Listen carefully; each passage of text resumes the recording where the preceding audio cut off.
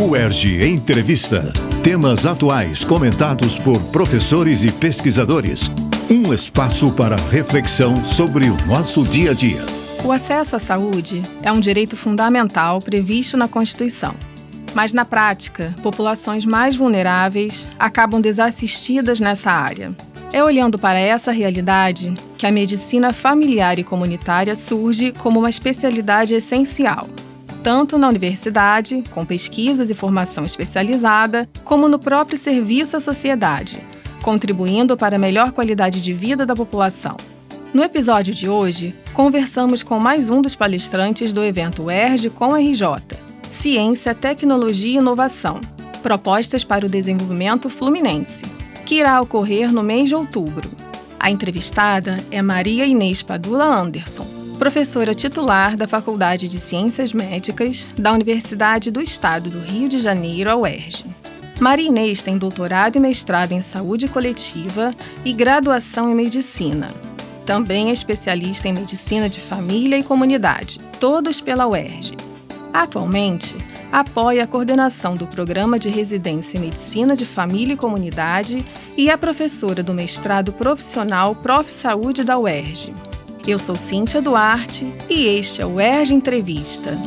Obrigada por aceitar nosso convite, professora. Olá, Cíntia, é um prazer estar aqui participando desse evento.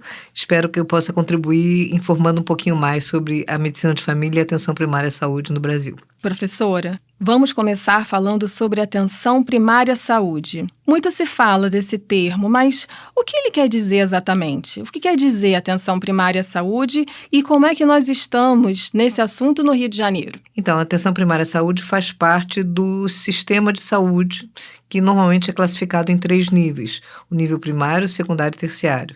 O nível primário, a atenção primária à saúde, é aquela que todo mundo tem contato ao longo da vida.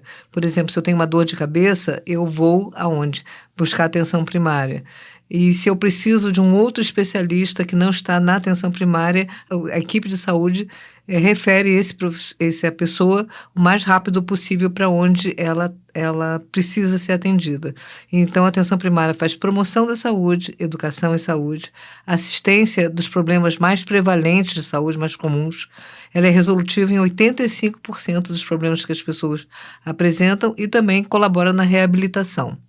No Brasil, a atenção primária do Rio de Janeiro, através da Estratégia de Saúde da Família e das clínicas da família, pode ser considerada uma das melhores no nosso país. Nossa, que ótima notícia! A gente sabe, no entanto, que a nossa sociedade é muito desigual, né? Na sua opinião, como essas desigualdades impactam a área da saúde?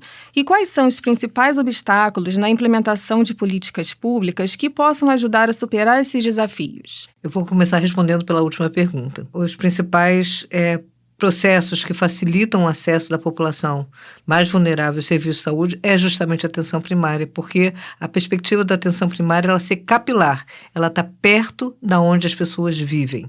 É claro que quando a gente está numa situação de conflito armado, como o Rio de Janeiro vive, essa situação fica muito prejudicada porque as pessoas são quase prisioneiras daquele setor.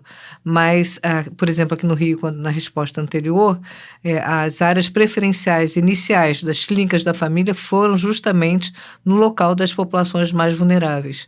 Então, hoje eu diria que 60% ou 70% ou até 80% das clínicas da família que a gente tem no Rio de Janeiro hoje atendem as populações mais vulneráveis. Sem atenção primária, isso não é possível. E a outra questão que está nesse rol também é as equipes de consultório na rua, das populações que vivem em situação de rua, que é uma outra forma de levar saúde a quem não tem sequer moradia. Professora, então nós podemos dizer que a atenção primária ela é composta pelos postos de saúde e clínicas da família aqui no Rio de Janeiro? Sim, posto de saúde é um nome mais antigo que todo mundo conhece, o postinho, o famoso postinho. Então, os centros municipais de saúde, os postos de saúde de antigamente, foram praticamente todos eles transformados em clínicas da família, porque a perspectiva de um posto de saúde é menor do que a amplitude de cuidados que são oferecidas numa numa clínica da família. A clínica da família, além de ter médico, enfermeiro, agentes comunitários de saúde, técnico de enfermagem, equipe de odontologia, técnico de odontologia, né, cirurgiões dentistas, ela conta ainda com equipes de apoio profissional, que há pouco tempo atrás eram núcleos de apoio à saúde da família, o NASF, que são compostos por outros profissionais, psicólogos, psiquiatras, outros profissionais de acordo com a necessidade daquele território, e agora são chamados de EMULT, ou seja, mudaram só o nome, mas a lógica é a mesma. Então, esse conjunto de atenção primária, clínicas da família, estratégia de saúde da família, mais equipes de apoio profissional, atualmente chamada EMULT, conseguem resolver até 95% dos problemas apresentados pela população de uma área descrita, né? Então, se bem investido na atenção primária, ela traz benefícios para todo mundo. Certo, para a população que tem o seu atendimento mais humanizado, me arrisco a dizer, para o sistema de saúde que não vê os hospitais que precisam atender casos mais graves superlotados, com casos que podem ser atendidos, né, pela atenção primária. Ótimo, que bom que estamos avançando nessa área. Professora, suas atividades incluem o campo da medicina familiar e comunidade. O que quer dizer exatamente medicina familiar e comunidade? O que um médico dessa área faz? Então, a medicina familiar e comunitária, ou medicina de família e comunidade, como é chamada no Brasil, existe em todos os países do mundo, né? São mais de 500 mil médicos de família no mundo inteiro, e a nossa função principal é atuar na atenção primária. É uma formação especializada porque ela não é especialista em doenças só, ela é especialista nas doenças que as pessoas têm. A gente foca nas doenças, foca nas famílias e foca na comunidade.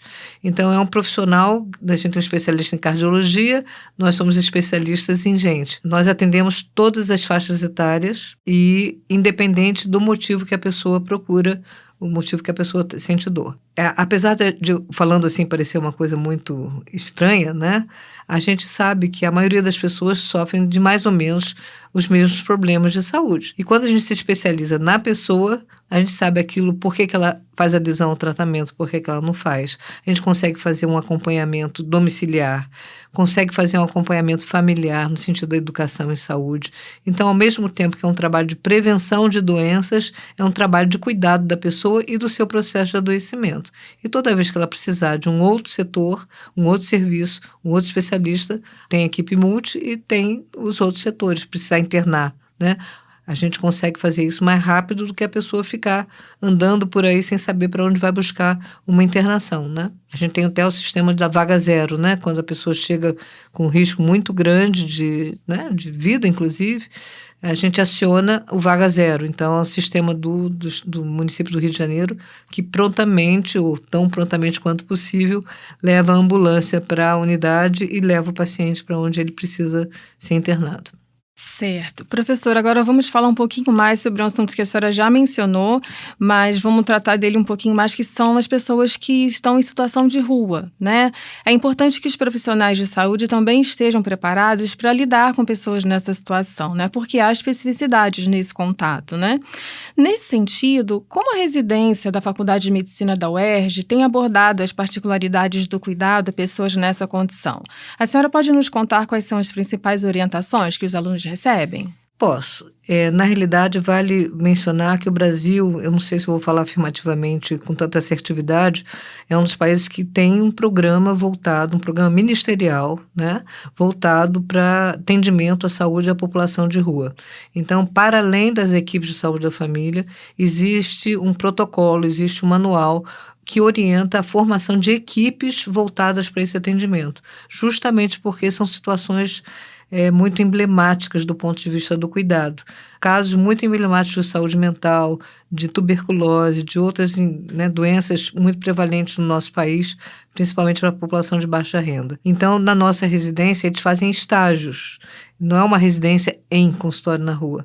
Eles fazem estágios e aí aprendem muito, primeiro, a ter respeito a essa população, a tratar da forma mais humana possível, né? E aprender com os profissionais que atuam nessas equipes, principalmente, né? Não é fácil, não é simples, é bem difícil, mas a residência como um todo procura destacar um trabalho muito humanizado. Agora, falando um pouquinho da violência, né? Suas pesquisas na área de medicina familiar e comunidade também consideram violência e desigualdade social. Como que essas questões impactam o trabalho dos profissionais de saúde na prática? Há estratégias eficazes para enfrentar esses desafios? Violência é atualmente considerado o maior problema de saúde pública do mundo, né? Porque a gente tem vários tipos de violência. Tem a violência estrutural, é a violência produzida pelo Estado na medida que ele não dá as condições de vida adequadas à população. E a gente está num país de grande iniquidade social, então eu diria que 60% da população brasileira vive em situação de violência estrutural. Não podem, né, trabalham para tentar sobreviver, não têm condições de moradia, não têm condições de lazer, não tem condições. Então, essa violência atravessa a todos nós. E que envolve também a violência policial ou a violência das milícias, se a gente puder falar aqui do Rio de Janeiro. Tem a violência institucional, que é quando os serviços de saúde, no caso, né, não sabem lidar com as pessoas que vivem em alta vulnerabilidade. E tem a violência pessoal, interpessoal, familiar e violência comunitária, principalmente aquelas promovidas pelas brigas, né? A violência no Brasil é um problema muito sério. Claro que não existe uma solução fácil para lidar com a violência. Na nossa residência, por exemplo, a gente tem um curso que traz para perto das pessoas, né? Dos médicos e das médicas que estão se formando, que às vezes não vivem a mesma situação das populações mais vulnerabilizadas, mas vão trabalhar com populações mais vulnerabilizadas. Então, não é fácil, porque traz muita dor, né? Trabalhar com situações de estupro, de crianças abusadas, de violência policial, de mães que perdem filhos, né? A quantidade de mães que nós cuidamos que perdem seus filhos. Então, quando tem um tiroteio na favela, a pressão sobe, a glicemia sobe, o açúcar sobe, então a depressão aumenta. Então, a gente tenta se preparar ao máximo para cuidar dessas pessoas, dando acolhimento, dando escuta e também, na medida da necessidade do possível, denunciar a violência, né? Porque o violentado tem dificuldade de denunciar a violência. E a gente também registra as situações de violência para que as políticas públicas considerem isso um evento marcante e importante. Colocando o nosso foco no interior do estado, né? A senhora também desenvolve ações no interior do estado do Rio de Janeiro. Como é o trabalho em parceria com a Secretaria de Estado de Saúde no atendimento aos municípios do interior do estado? Então, lá no início, Cíntia, a gente começou a falar de atenção primária, que ela tem que ser capilar, ela tem que estar onde a pessoa mora, né? Os centros de formação estão nos grandes centros, né? Como é que uma cidade de 30 mil habitantes, 100 mil habitantes, 50 mil habitantes vai ter um programa de formação pós-graduada em medicina ou, às vezes, mesmo até uma faculdade de medicina? Então, a lógica da atenção primária e a formação da atenção primária também tem que se capilarizar, porque senão o médico, né, que mora no interior do estado vem fazer medicina na UERJ, na UFRJ, aqui no Rio, acaba ficando por aqui porque não vê possibilidade de mercado de trabalho na sua cidade, porque inclusive não tem atenção primária. Então, como é que a gente pode formar um médico de atenção primária que não veja a perspectiva de voltar para a sua cidade trabalhar? Nessa perspectiva, a gente fez um convênio com a Secretaria Estadual de Saúde no sentido de capilarizar a formação de medicina de família e comunidade. Obviamente pode ser de outras áreas, da enfermagem também, mas a gente conseguiu, na medicina de família e comunidade, a gente começou a fazer convênios intermediados pelo Estado com secretarias municipais de saúde ou municípios que manifestassem interesse, através aí da Comissão Intergestora Bipartite, que inclui os municípios. E aí, a partir desse momento da assinatura do convênio, nós fazemos um concurso público aqui na UERJ, para os residentes, né, passarem, e a gente abre a possibilidade deles escolherem um desses municípios. Os preceptores são da própria cidade, claro, com perfil adequado de preceptor. A UERJ, como tem uma tradição de quase 50 anos na formação de médicos de família, entra com processo político, técnico e pedagógico, né? Então, as aulas são dadas por nós, o acompanhamento dos preceptores é dado por nós, o acompanhamento da atividade da residência é feita por supervisores que fazem parte desse projeto. Então, é um projeto que a gente admira muito, que a gente quer preservar. A gente já esteve em 9 municípios, atualmente, infelizmente, estamos em 7, mas é um projeto fantástico, porque o que a gente faz é que a gente acaba ajudando a qualificar a atenção primária da região, Porque se não tinha, começa a ter um núcleo muito adequado, né? O núcleo é como os hospitais universitários, eles são centros de excelência, né? No sentido de estarem formando pessoas. E assim também é na atenção primária. Aquela unidade de saúde tem a chance de se qualificar mais pela presença do professor, do supervisor, do tutor, dos residentes. E os resultados têm sido muito, muito, muito bons, muito legais, né?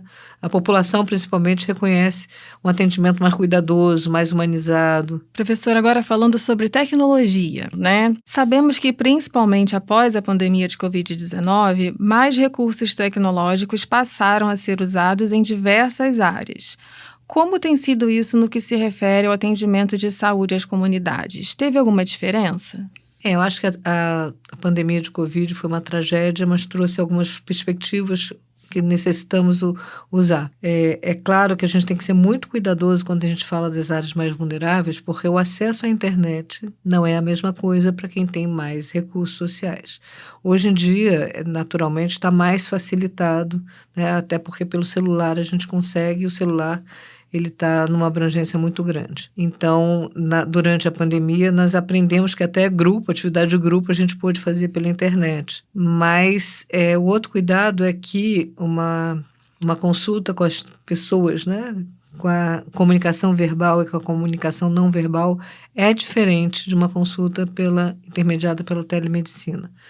É claro que não é uma coisa ou outra. Eu acho que é uma coisa e outra, com o cuidado de saber primeiro, se aquela pessoa se beneficia mais ou menos desse recurso, uma vez que a consulta presencial, ela tem o toque, ela tem o olhar, ela tem o contato, né, daquela pessoa com outras pessoas que vão na unidade. Então, eu tenho muita preocupação de pensarmos que é uma substituição. Professora, finalizando já a nossa conversa, gostaria de saber, em sua opinião, quais devem ser os próximos passos no que se refere à área de medicina familiar e comunidade? A medicina de família e comunidade ainda é uma especialidade muito pouco valorizada, justamente porque ela não é recente, mas ela ganhou mais visibilidade com a estratégia de saúde da família. Antes disso, era difícil alguém falar medicina de família e comunidade. Então, ela precisa de mais investimento na formação, precisa de mais residências, né? Por exemplo, aqui na nossa faculdade, né? Eu sou médica aqui há muitos anos, né? Me formei aqui na UERJ, mas a gente só entrou no corpo acadêmico a partir de 2002, então a gente só tem 22 anos, porque mudaram as diretrizes dos cursos de medicina. Então, por exemplo, eu fiz uma faculdade onde não tinha um médico de família para me inspirar. Quem me inspirou foi um clínico geral, que tem uma formação abrangente e que tem uma prática muito humanizada, mas era uma exceção em relação à medicina de família e comunidade. Então, se eu entro numa faculdade e tem cardiologista, eu sei como é que cardiologista funciona, né? Já houve, né, um processo aí de mudança. As diretrizes curriculares do curso de medicina vêm mudando desde 2002. 2010 teve uma outra apontamento para inserir a atenção primária de uma forma regular e longitudinal ao curso da medicina, porque senão eu não tenho espelho, eu vou entrar na faculdade, o ensino da medicina até então é muito hospitalocêntrico, as pessoas vivem dentro do hospital, não é para dispensar o ensino hospitalar, obviamente, né? Mas o ensino hospitalar não está na comunidade. Tudo aquilo que a gente falou antes, as pessoas não vivem dentro do hospital. A pessoa entra no hospital, fica o quê? 10 dias, 20 dias, um mês. Depois ela foi embora. Quem é aquela pessoa? Onde é que ela mora? Onde é que ela vive? Então, a atenção primária é aquela que põe o profissional de saúde e o estudante de medicina em contato com essa realidade, né? Professora, eu me referi à área de medicina familiar e comunidade, mas o correto seria medicina de família e comunidade? O nome da especialidade no Brasil é medicina de família e comunidade. De família e comunidade. No mundo varia. Muito obrigada, professora Maria Inês, por participar conosco. Eu que agradeço, Cíntia. Espero ter conseguido trazer um pouquinho do brilho da medicina de família e da atenção primária para todo mundo, porque todos nós precisamos de atenção primária boa e vamos apostar na estratégia de saúde da família. É importante que as pessoas saibam. Claro, a gente fala assim, mas quem está ouvindo pode falar assim, puxa, mas eu não tenho, não é assim, é difícil. Vamos pensar que a gente precisa melhorar, mas que já temos aí um modelo para defender, para chamar de meu, né? Senão a gente não sai dessa. No ERJ Entrevista de hoje, conversamos a respeito da medicina sob uma perspectiva comunitária e familiar. Maria Inês Padula Anderson participará do evento ERJ com a RJ, Ciência, Tecnologia e Inovação, Propostas para o Desenvolvimento Fluminense, integrando a mesa sobre saúde no dia 25 de outubro, último dia do evento, que será realizado no Auditório 11, localizado no Bloco F do primeiro andar do campus UERJ Maracanã.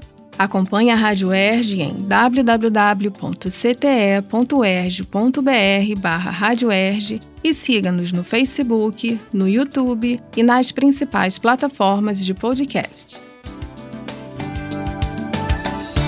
UERJ Entrevista. Produção Rádio UERJ. Realização Centro de Tecnologia Educacional, CTE.